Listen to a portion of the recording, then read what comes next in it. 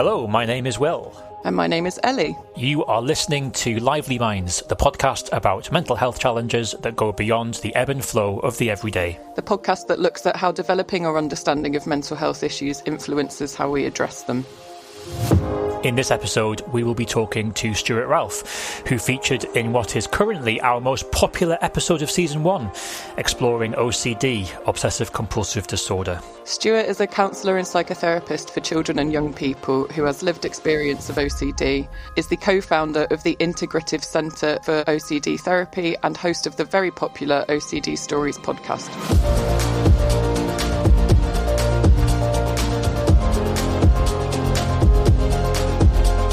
In today's show, Stuart will be chatting to us about a strand of OCD known as pure O. We'll be finding out what it is and why, despite its existence being contested, the term has been embraced by so many within the OCD community. Welcome back on the show, Stuart. Thank you for having me back on. I'm honoured to hear that it's the most popular episode. That's really flattering and great to be back on talking with you guys. Thank you. It's great to have you. To begin with, could you remind us, particularly but for the benefit of people who aren't so familiar with it, how you define OCD? Yeah, so it's best just to break it down into the O and C. So obsession, compulsion. Obsession could also be named intrusive thought, image, urge, impulse. Often they call it ego dystonic. It's against what we want. It's repugnant to us. That's why it's scary to the person. They don't want these thoughts and feelings, these sensations. They want none of it. They can come in different themes, sometimes called subtypes of OCD. It could be worried about physical contamination, emotional contamination, worrying about offending your God. You'd call that religious OCD. Obsessively worrying about your romantic relationship, called relationship OCD. Worrying about sort of harming someone, hurting someone, killing someone, we might call that harm OCD. You could also have paedophile-themed OCD, which is where you're worried that you're a paedophile. And of course, the people that have those worries are far from being a paedophile. They're deeply disgusted and scared by that thought. Because they're deeply disgusted and scared by that thought, they then do compulsions. Compulsions are any actions in our heads or in the outside world. Like mental reviewing is a mental compulsion, going over memories or facts and figures. Physical compulsions could be Googling, it could be checking, it could be flipping a light switch on and off, washing your hands, hiding knives if you're worried about killing someone. And the reason they do compulsions is to get rid of, remove, reduce the thoughts and feelings. And then I just mentioned feelings, so that's not in the title OCD, but the feelings are really what fuels OCD. So it's usually anxiety, although it can also be guilt, shame, disgust, you name it, that also drives the OCD. But it's more common that it's anxiety. But I've worked with clients that don't really have much anxiety, and it's mainly disgust or guilt is the driving emotion behind it.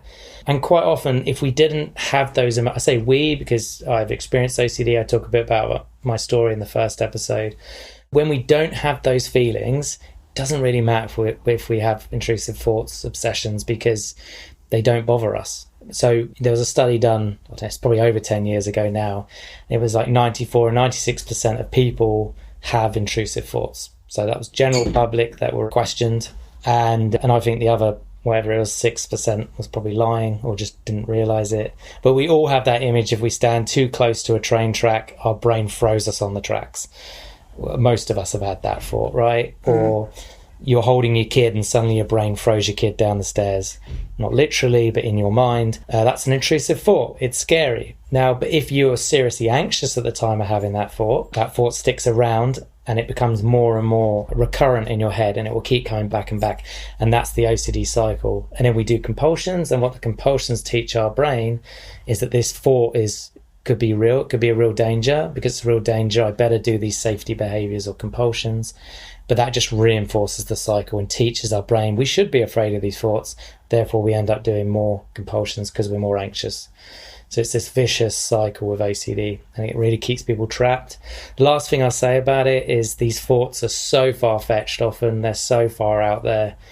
You know, just because I had a thought about, let's say, Jesus in some kind of sexual way, and if I'm a Christian, I might get super worried about that. Of course, I don't want to do anything sexual to Jesus, but because I've had that thought, I'm now obsessed, worried about it, can't stop thinking about it, praying compulsively. That's just teaching my brain the thought could be real, and I get stuck in this cycle. But it's just far-fetched, right?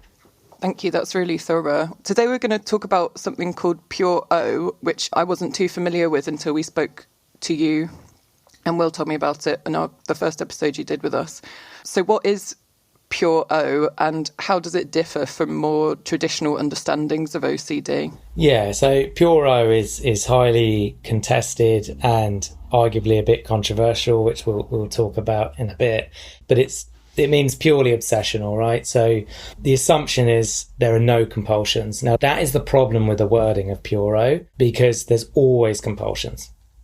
But the compulsions for people with Pure O are mainly in their head. So they're doing compulsions in their head as opposed to the physical world. That's not entirely true, and I'll share that in a bit when we talk about maybe the issues with the term of Pure O. But in theory, it means compulsions are in the mind, not in the physical world. So I'm mainly doing compulsions like checking memories or making lists in my head or saying words in my mind to counteract the thought. It's those sort of things. And it's also a word for that could be called rumination. We all ruminate, but with OCD, it's very prevalent. We could just call that seriously overthinking. So that's where it got its name. Now, it was coined by Dr. Stephen Phillipson, who's been on my show like 10 to 12 times. And he coined the term in 1988 because he was seeing a lot of clients come through his practice who didn't seem to have any physical compulsions, were having these intrusive thoughts, often quite taboo intrusive thoughts, like violent sexual intrusive thoughts, and they were being missed in the research. So he coined the term to try and bring them into the term OCD. Now, they were always OCD, but they were getting missed by other therapists and researchers because they didn't seem to be washing their hands or checking things over and over again in the real world. So that's where Pure O came about. And it's been a very useful term because it's helped people find others who don't seem to have many physical compulsions. So it's helped them find a tribe. And again, I think we'll talk about that later. But yeah, in short, it's just where there's not any physical compulsions or many, and it's mainly mental compulsions. But the issue with the wording is purely obsessional. To anyone outside would say, well, that means there's no compulsions because it's purely obsessional, right? If we'd be very anal about it. And that's why there are therapists and researchers out there who hate the term. And there are many therapists that actually like the term for the reasons I've said, that it's helped people find a tribe. So it's a problematic term, but it also has had a lot of uses over the years, good uses, and has helped a lot of people feel understood. But yeah, just that misconception of if anyone says they've got Pure O and they don't do compulsions, lie. Well, unintentional lie. They don't, but they are doing compulsions, just mainly in their head. Yeah, as you say, it's not a formal diagnosis, is it? And it is, as you say, strongly contested within the OCD community, and yet it's been adopted by a lot of people for whom it's become quite an important idea. Why do you think some people are so drawn to that term? I think it helped them think, this is me. I'm not doing any of these physical things. So I think it's just helped them feel understood. And then it's helped them go on Instagram, Twitter, wherever, Facebook, find support groups or hashtag Pure O, or advocates like Chrissy Hodges, who's very much on the bandwagon of the term Pure O. She's a friend of mine and, she's all about that. So it's allowed people like her to have a platform and create lots of videos and share information around. I mean, look, you can have, like, let's say the taboo sexual violent themes of OCD and also have many physical compulsions, like you hide knives because you're worried you're going to stab someone, but then you can also have those taboo intrusive thoughts and you don't do any of that physical stuff. It's all in your head. So, but often I think people with more what they'd call just intrusive thoughts go under the label of Pure O. But again, it's so hard to clear-cut define OCD because it's not clear cut. You've got to draw the line somewhere, which is why I hesitate in always doing it, because it's not clear cut. And when everyone does do that, I don't like it because it's not that clear. And we have to be much more fluid when talking about OCD, because always people then, well, I don't meet that because you said this. And it's like, well, and people with OCD do read into things a lot. And I can say that being someone with OCD. So you've always got to be careful in how you talk about it, because especially if they're triggered, this doesn't mean me, therefore I don't have that. Or they start to get anxious because I thought I had pure O, now Stuart said this, maybe I don't have pure O. And it's never that black and white. And again, OCD wants black and white. And that's one thing I didn't talk about. It's uncertainty is one of the key things of OCD. I wonder to what extent recognising purely mental compulsions is to do with recognising that there are some compulsions that exist on the same turf as the obsession. So what I mean by that is, if I have a intrusive thought, a worry about harming somebody, for example, and then I'm become worried that I want to harm somebody, even though, as you say, the opposite is actually the case. It's just that thought has entered my head and I feel like I need to do something to counter it. That countering action, if it's internalised and entirely mental, it's kind of in that same space. And I guess there's potentially blurring of boundaries as well between the obsession and the compulsion, which I guess, could that be another reason why Puro has got this idea of being just one half of the OCD whole, as it were, do you think? Even though that isn't correct, I realise that, but just because of that slight blurring of boundaries that might take place. Yeah, no, it's a really good point. So often people, if someone does have OCD and they say they've got pure O, but they say, no, I don't have any, pure O works for me because I don't have any compulsions. By the way, a lot of people have pure O, will fully admit they have compulsions, but some people, maybe if they're new to it, will be like, no, I don't have any compulsions. And what you said there is they're not separating the difference between obsession and rumination. And rumination is a compulsion. Rumination is the overthinking. So an intrusive thought is something that pops into your head. You can't do anything about that. None of us here or anyone listening has any control over the thoughts that come into our head, which is why we shouldn't beat ourselves up if we have a weird thought, scary thought, taboo thought, because we haven't decided to have that thought, right? But if we then get fixated on that thought and we start overthinking it, thinking about it, analysing it, reviewing it, all of that is rumination, and rumination is a compulsion.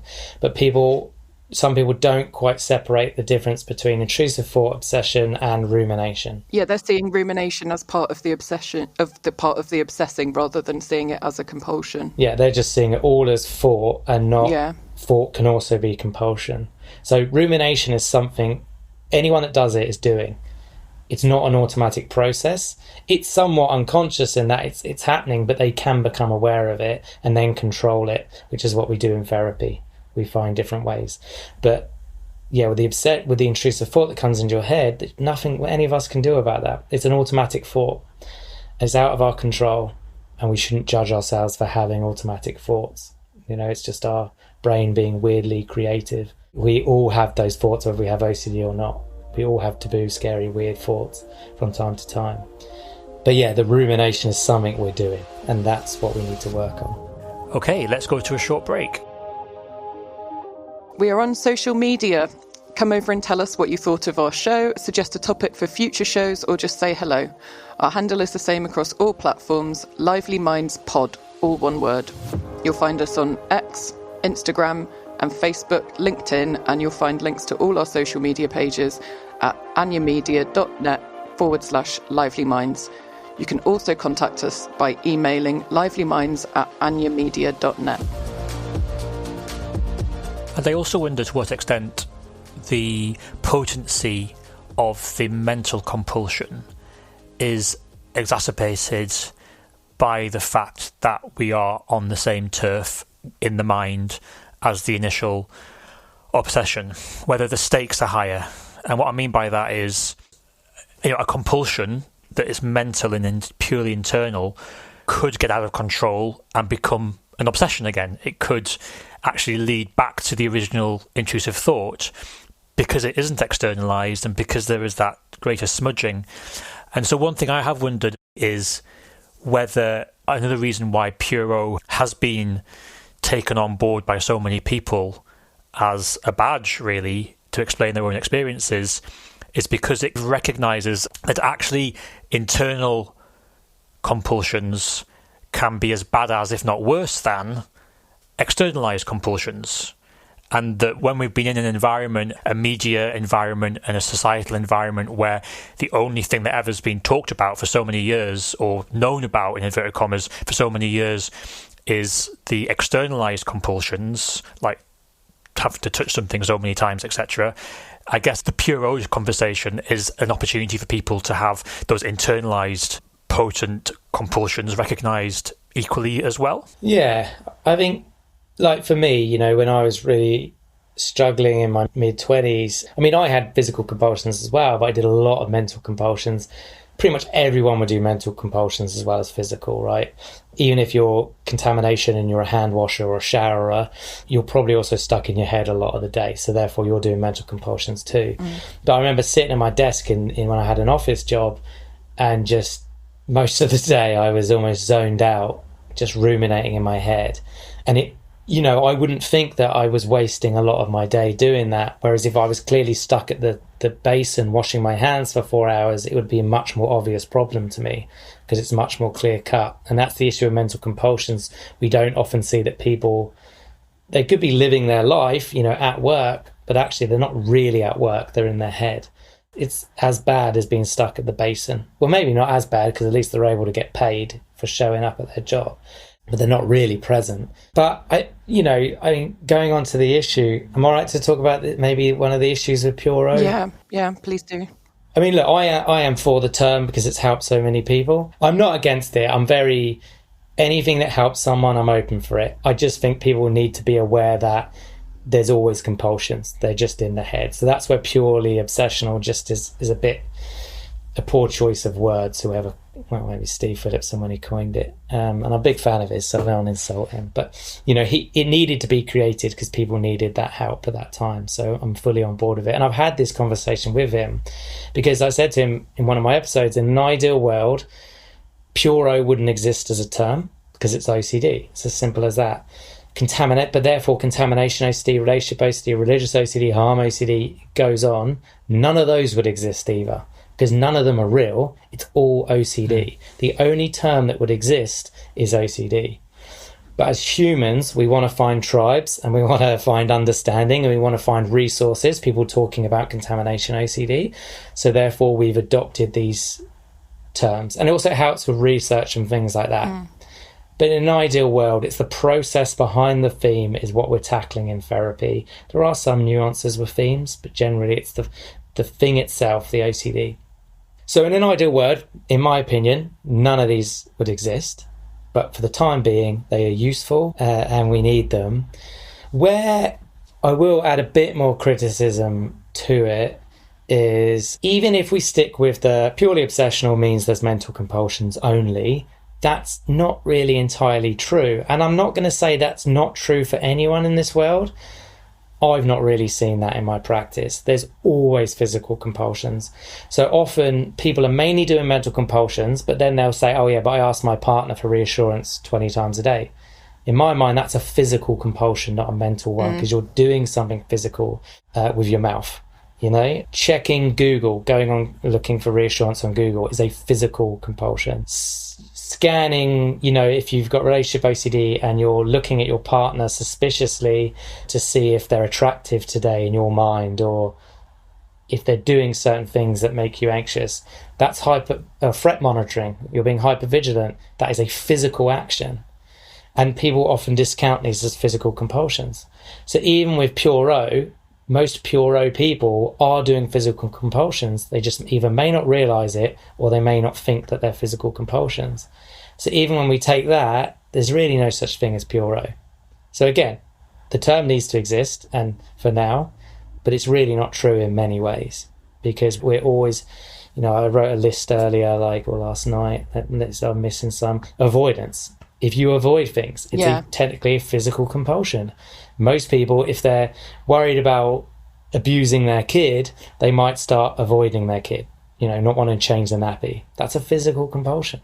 Googling, reading body language, checking, asking for reassurance, confessing. All of this is physical compulsion. So yeah, people with Puro, I think, are doing way more physical compulsions than they realise. It's just probably because they're stuck in their head most of the time that term really sits well with them. And that's why the term's fine, but it's just a highlight. And I think it's worth highlighting because if anyone has Puro and they listen to this, to be alert to what physical compulsions might they be doing that they're not aware of, that they can cut out. Cutting out the mental, that's going to help. But if they're still doing compulsions in any form, it's going to keep them stuck. So that's just worth highlighting. But again, pro the term, but it's got issues. I'm often quite resistant to an over-reliance on labels and diagnostic labels, and hearing you both talk about Pure O and the way in which it's used. So like I would worry the attachment to Pure O as opposed to OCD is inadvertently and without meaning to then putting more stigma on OCD. One side of the coin is that it can almost be shorthand to describe your experiences in a way that other people can pick up on and you can have some shared experience. But then the flip side is it becomes like a reliant as part of your identity, and then that could cause more problems if you start having experiences that are outside of what you've decided is that narrow definition. Yeah, like if I do an episode on a particular theme, I try and avoid the themes where I can, but I have covered episodes on the themes. Yeah, if I do an episode on relationship OCD and I don't talk about someone obsessing that their partner might cheat on them, and it's like an OCD obsession versus a genuine worry they have cause for concern, and that doesn't come up, someone might get really triggered that wasn't mentioned, therefore do I have relationship OCD? And they go in that spiral, and then they've got OCD about OCD, which is a whole different theme of OCD.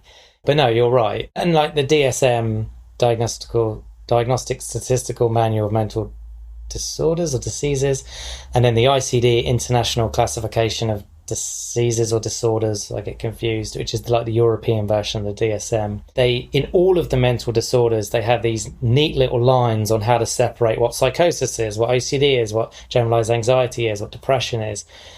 The brain doesn't work like that. It's a mashup of neurons in our head, firing and wiring. It doesn't have these neat boxes, but as humans, we have to create neat boxes so then we can research and study and diagnose, which we need to. And diagnosis is useful, but it's not perfect. So it's, again, what I was saying earlier about trying to categorize OCD. We almost need to, like Bruce Lee said, be water, be a bit more fluid. But again, for someone with OCD, if they're really triggered, they want that certainty. They want that reliance and stability and safety in a label. And I understand that. I've been there myself. But when you want that rigidity, when that rigidity doesn't play in your favor, it will trigger you. Like I said about the episode, if they listen to it and it doesn't cover a particular feature, it might trigger them. So an over-reliance on the labels might backfire as well. So it's almost, that's why I think it's better to have a reliance on just OCD as opposed to the themes. And I have seen people say, I don't have OCD, I have Pure O. I'm like, no, it's OCD. It's just, you don't have contamination OCD either, you have OCD. I'm not pedantic like that with my clients. I'm just using this to teach. It's really just the OCD. What do you think is the best way of treating OCD compulsions where the person that comes to you is preoccupied particularly by the mental compulsions that they have? Yeah, so exposure and response prevention therapy is the most researched therapy for OCD, which is effectively triggering yourself for the sole reason that you can respond differently, which is i.e. not doing the compulsion. So worried about contamination, it might be touching the door handle, which is the trigger, the exposure. Then the response prevention is that I'm not going to wash my hands, or I'm going to wait until there's a normal time to wash my hands, like I'm about to eat dinner. That's when I wash my hands. And you're giving yourself long enough that your brain learns new information that the door handle was probably okay, or that it was a faulty signal. That's ERP. So ERP will still work for mental compulsions. It's a bit harder with mental compulsions because it's emotionally hard to sit here and not wash your hands. Equally easier because I know if I'm actually washing my hands or not. Whereas with rumination, if we're sitting here, I could easily slip into mental rumination, mental compulsion, without even realizing it. So that's where you need, ERP alone can still help, but if you can bolt in, say, acceptance commitment therapy, that can help you work with mental compulsions. So ACT for short, it's about psychological flexibility, basically becoming more flexible so we don't break. If we think of like a physical leg, if we don't stretch, we might tear a muscle. So kind of like stretching for the brain to make sure we're more bendy, more flexible, and less likely to tear something, not literally, but figuratively. So there are many skills. Like one I use a lot with clients is called dropping anchor. You can find that online, like how-to guides, free audio on how to do it. It's created by Dr. Russ Harris. But it's basically learning to notice and name your thoughts. Like having a thought right now that something might be contaminated. And that gives us a bit of distance from our thoughts, and we call that diffusion in ACT, as opposed to fusion, connected, hooked. So we want to unhook from the thoughts. Connect with your body, remind yourself that you're in a body. Often when we're anxious, we feel quite trapped and like we can't move. And it's like, no, I still have a body, I can still move it. And then we use our senses, which is reminding us that we're in a room. We can choose what we do with this body in this room.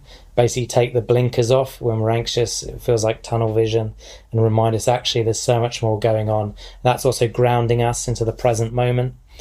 So there are many skills in ACT that teach that kind of thing. So if one of my clients starts ruminating, I'll pick it up. They glaze over, they look distant. I'll say, "Are you ruminating?" They might say yes. Right, let's just drop anchor quickly. And then after dropping anchor, right, let's engage in a conversation. Tell me about school, whatever's going on. And I'm not distracting them. I'm trying to engage them in their life, because that's what I want them doing day to day. And then as they're engaging in their life and grounded, what they're not doing is ruminating. And therefore they're weakening the OCD cycle. So there's many ACT skills. And then the other part of ACT is knowing what matters to you or your values and taking committed action. So once we've grounded them a bit, pulled them out of their head, it's encouraging them to go live their life and live their life, even if they've got thoughts and feelings that are uncomfortable. Because often the feeling is, I can't live my life until I've got rid of these thoughts and feelings. And that's wrong. You can do whatever you want and you can bring them with you. It's just uncomfortable. So it's learning to tolerate and make space, is another word in ACT, make space for these uncomfortable thoughts and feelings. And noticing and naming the urges to compulse and bringing yourself back to the present moment. And there's all skills that teach that. And then there's also inference-based cognitive behavioural therapy, or ICBT. It's not a therapy I use, but it's growing in popularity and research, which might be another alternative. I really like the mixed approach that you talk about there. Judging from the name of the new centre that you've co-founded, it seems that's the approach you take there as well, that integrated approach to approaching OCD. Yeah, we bring exactly that. We bring in, Johnny, my founder, and I, we both trained integratively, and bringing in different therapies and trying to find the right balance. We also use compassion-focused therapy a lot, which is trying to deal with the inner critic or even the shame of having these thoughts in OCD, and trying to bring a more compassionate voice in and make that compassionate voice louder to deal with that. Thank you so much for coming on the show again, Stuart. It's been great talking to you. No worries, my pleasure. Yeah, thank you so much. It's been fascinating. Yeah, thanks for having me. Thanks so much, everyone, for listening, and please tune in again in 2 weeks' time for another episode of Lively Minds, the Mental Health Podcast. Please note that this show does not constitute medical advice and is not a replacement for seeking professional help. You can find signposting to support on our website, anyamedia.net/Lively Minds. Make sure that you keep up to date with our shows by subscribing wherever you get your podcasts, and find us on social media at Lively Minds Pod. Take care and bye for now. Bye.